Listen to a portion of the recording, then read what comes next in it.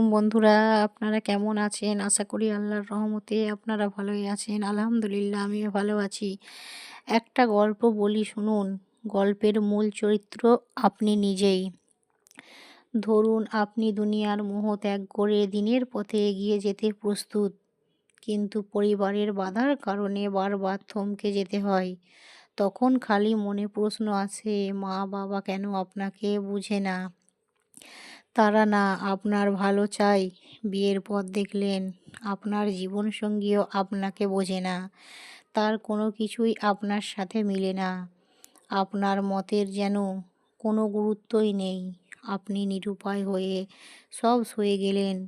কিন্তু কিছুদিন পর দেখলেন আপনার নিজের গর্ভে বেড়ে ওঠা সন্তানও আপনাকে বুঝতে পারে না। এত আদরে বড় করা সন্তান কী করে অবাধ্য হয়ে গেল? এভাবে করে আপনাকে বোঝার মতো একটা মানুষের আশায় সারাটা জীবন কাটিয়ে আপনি ফিরে গেলেন রবের কাছে এক সাগর তৃপ্তি নিয়ে। তারপর বিচারের দিন অবাক হয়ে দেখলেন আপনার মতো ওই মানুষগুলো অভিযোগ নিয়ে এসেছে। আপনি নাকি কখনো তাদের বুঝতে চেষ্টাও করেননি। এবার গল্পটাকে অন্যভাবে সাজায় শুনুন। আপনি দিনের পথে আগাতে ইচ্ছুক, কিন্তু পরিবারের নারাজ। আপনি ধৈর্য ধরলেন, নিজে যা জানতেন তাদেরকেও সহজ সুন্দর ভাষায় জানালেন। আপনি অধিক দায়িত্বশীল হলেন রবের প্রতি, পরিবারের প্রতি। ধীরে ধীরে আপনি বদলে গেলেন, বদলে গেল আপনার পরিবারও। একজন উত্তম জীবনসঙ্গীর জন্য বহু রাত দোয়া করে কাটালেন।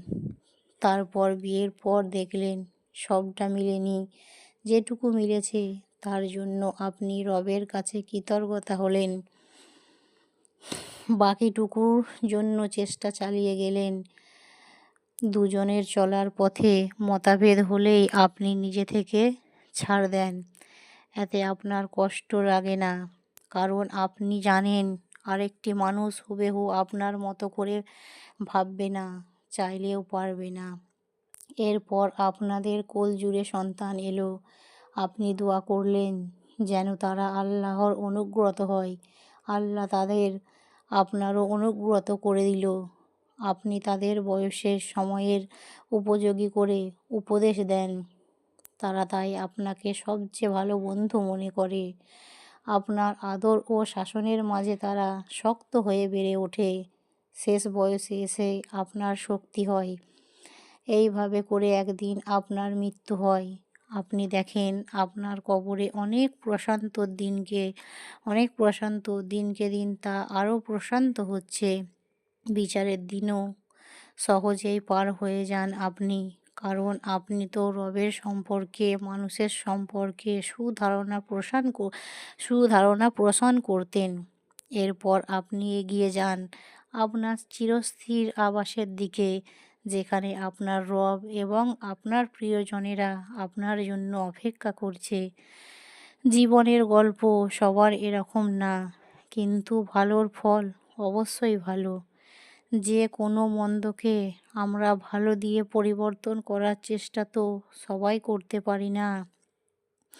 আল্লাহ আমাদের জন্য আমাদের জীবনের গল্প সহজ ও সুন্দর করে দিন।